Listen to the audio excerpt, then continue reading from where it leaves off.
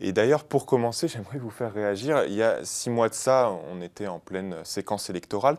Je me souviens, je ne pense pas que c'était le président de la République lui-même, mais certains membres de la majorité présidentielle s'étaient mis à utiliser l'expression d'arc républicain pour en exclure de manière explicite, ou parfois c'était un peu implicite, notamment une force politique, la France insoumise.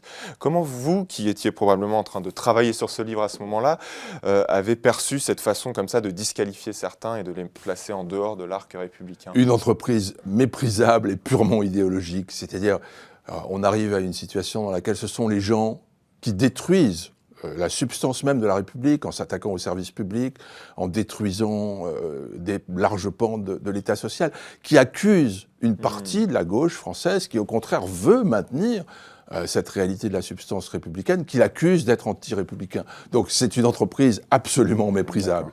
Alors en revanche, il y a un problème qui se pose si certains partis, disons, comment faudrait-il les qualifier, de droite extrême, sont partisans, disons, d'une réintroduction de statuts différenciés. Là, il y a un problème vis-à-vis d'une conception républicaine, parce que si la République ne se limite pas à l'égalité des statuts, elle le requiert. Oui. Ça, c'est clair.